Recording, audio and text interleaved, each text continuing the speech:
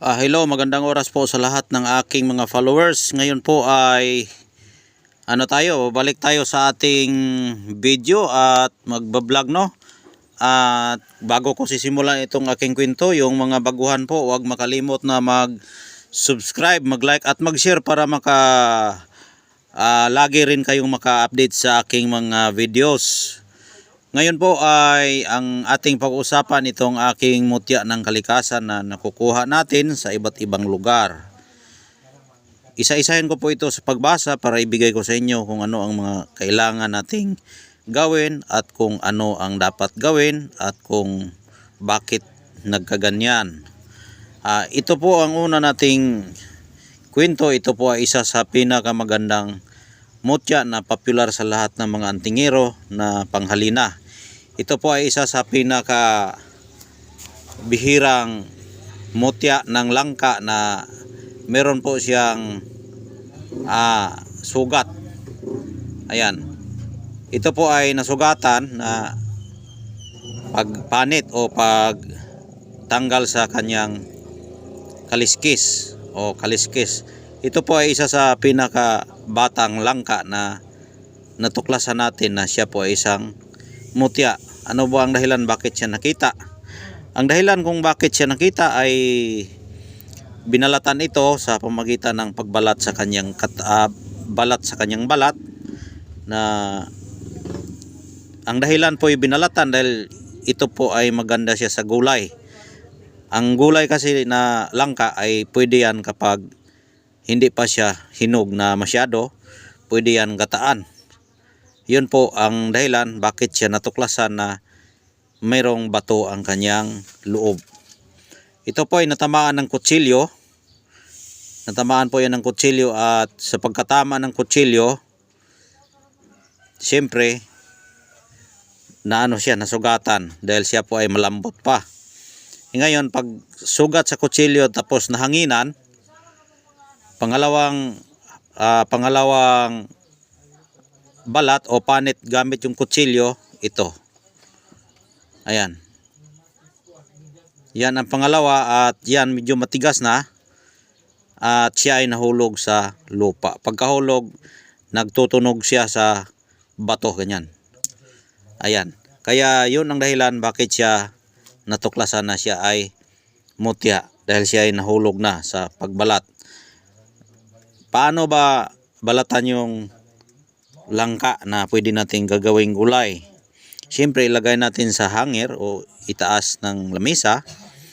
Tapos yun, nahulog yung mutya na pinalatan natin. Ayan. Unang pagbalat, ito pong nasugatan. Pangalawang pagbalat yan. Tapos yan po ay kung baga tumakbo ito. Dahil siya ay madulas, takbo patungo sa baba na may semento. Pag ganon siya. Yun ang dahilan, yun ang simula sa aking pagkatuklas na siya po ay mutya. Di ba? Yun ang kwento. Ngayon, ang tanong kung paano ito gamitin, itong mutya ng langka na mayroon siyang sugat sa kutsilyo. Ayan. Ito ay panghalina. Pwede gamot sa anong klaseng gamot, yung bagong nanganak na hindi pa nanganak. Ito po ay ibabad sa tubig, dasalan, hilingin sa Panginoon ang lahat ng iyong kahilingan. Ito po ay nakakarinig sa iyo. Kaya kung makainom ka, kumagitan ng paggamit ng mutya ng langka, kapag ikaw ay buntis na gusto kang madaling manganak, ito pong mutya ang pwede mong ibabad sa tubig, dasalan, tapos inumin mo yan. Pag mainom mo na yan, madali ang yung pagpanganak. Kumbaga parang liso lang na sulpit diretso, biglang sumulpit lang kung baga parang baril na lalabas agad. Yun ang pwede nating may tulong sa benepisyo ng mutya sa langka. Ngayon din po ay yung benepisyo din sa panghalina. Kapag meron ka nito, maganda kang tingnan. Kung lalaki ka, gwapo kang tingnan, presentable ka sa mga tao, at ikaw po ay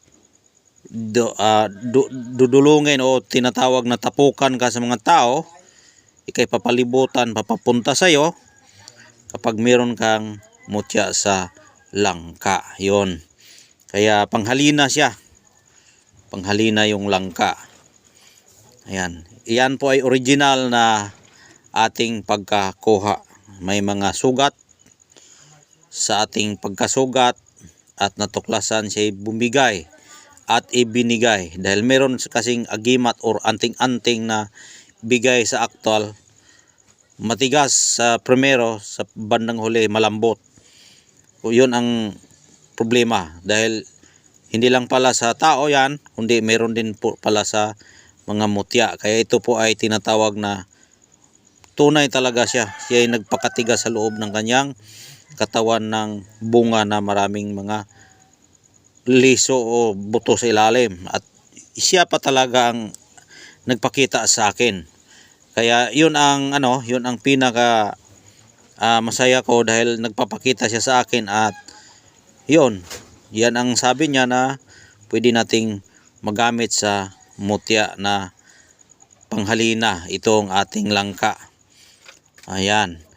Balutin mo lang ito ng pulang tela tapos ibigkis mo yung baywang para hindi mawala.